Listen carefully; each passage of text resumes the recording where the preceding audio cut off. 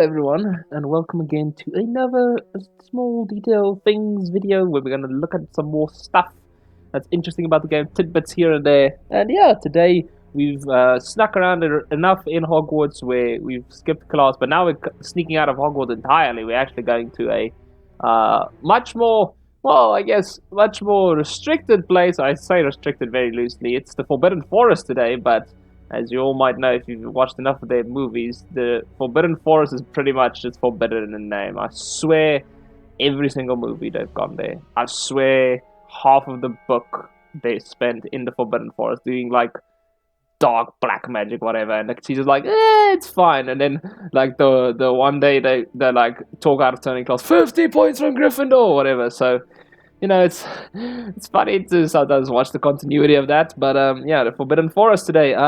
As much as it's still a dangerous place nonetheless, even if it's like not so forbidden after all. But it's still a dangerous place. It's got a lot of threats and stuff, and a lot of important movie scenes actually happen to it, and book scenes. I'm not really sure if it was in the movies, but I do remember it from the books. Is probably one of my favorite scenes, obviously, when Mrs. Umbridge, that very hateful character, gets carried off by the centaurs. I mean, what's not to love about it? It's a very vilified character, finally getting their comeuppance and whatever, and it's quite nice spirited. There's a lot of other cool scenes in the Forbidden Forest and that, which make it kind of a scary and threatening place, but today we're just going to examine sort of details about our character, and he doesn't seem to mind the forest too much. So the first detail we're looking at is these flowers. And these flowers, not much that they do except honk at you like a goose, but I decided to give them their dues because, or give the developers their own flowers because, like, look at how well designed it is, the sound design.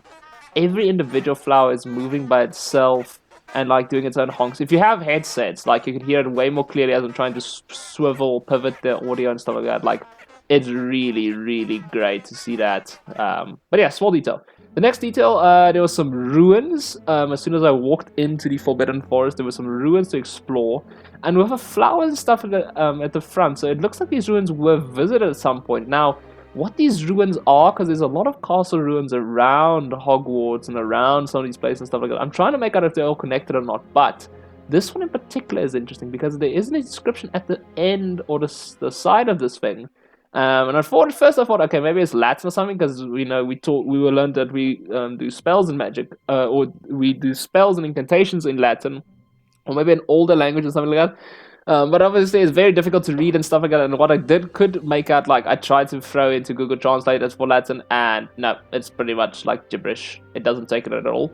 So I went exploring inside, and I think it might actually be Mermish that I was trying to read there, given the kind of inscriptions and stuff on the walls here of like kind of mer people doing stuff and just chilling and riding their fish or whatever, doing some cultural things, I guess, and as well as these kind of Norse-ish stuff on the middle walls and stuff like that. I don't know, like it feels like it's definitely some sort of Mermish type of thing though. And some of the ruins around are also kind of related possibly to Mermish. Now who could place the flowers? It might be that girl from the boathouse, whose name I cannot recollect at this point, but you do help her with her side quests regarding the mermaid or mermish people and like to explore, and she talks about like, oh, she wants to kind of be a diplomatic about it, and she wants to kind of give some respectful stuff and restore relations between wizard kind and mermaid kind or whatever. I presented them with a gift a few weeks ago, and they wanted to leave me one as well, in one of their caves. Reciprocity and an offer to visit. So, up to discretion really of what it could be, but I'd say that's a pretty strong guess. Maybe she does venture into the Forbidden Forest for, the reasons of learning more about the Mermish culture. But yeah, that's another one. Next up, I've got a meeting with the centaurs, the imposing figures that I've talked about now in the Forbidden Forest. And as far as I know, if I remember correctly, they're peacekeepers of the kind of animals and stuff. They don't really interact with you in any way really at this point. And as you can see, they pass by harmlessly past the spider, because obviously they're the peacekeepers and stuff like that. And they don't seem to interact if I mess around with spiders at all, so a little bit weird. But they do, however, interact with the poachers that are running rife in the area, they will actually engage in combat with them. You can join the combat and stuff like that, or they will actually like join the combat with you if they notice like that you're fighting poachers and stuff like that, which is kind of cool. They also have voice lines like during the combat and all that. We repay blood with blood. Speaking of the poachers, they are quite rife in the Forbidden Forest, as you might imagine, for the abundance of animals here. Rare animals at that point. As you can see, there's some evidence here of skinned animals, which is probably deer. There's mountains and mountains of pelts. Some they use on their beds, or some are just lying in a pile. But the genuine question is, what on earth has chicken legs that are that size? Because I gotta know, man. I really gotta know. With the poachers also being in the area and stuff, there's evidence of them not always winning their battles. If you look at, for example, one nearby cave that's quite near a poacher camp, you'll find these trails of blood and these mountains of skulls in there. So it does show evidence that the animals are fighting back, but they might need some help. And actually, you can find multiple types of poacher camps as well. I found this one near a hippogriff den, which is kind of interestingly set up. I kind of started a hippogriff, so sorry about that. But like when I was inspecting it, it kind of looks like they're kind of setting out to try and catch it. Like, I don't know if these ropes are anytime relevant, but it kind of looks like the start of a setup of a rudimentary net. Maybe to net in a hippogriff, they chase him that way. Like, it's between these two trees. You can also see this hide that they kind of like built that resembling a tree, perhaps to spy from. Also seems like some sort of pulley up where like a bunch of rocks get dropped on animals, so there's definitely a lot of planning going into this. Also, speaking of spiders, there is a really creepy section, I think literally almost in the center of the Forbidden Forest, which you can explore. That's literally just spider infested. It has these spider dens. You can see hanging bodies and other like ornaments from hanging from webs, and like the entire area is just covered in cobwebs and rife with these vile spider creatures.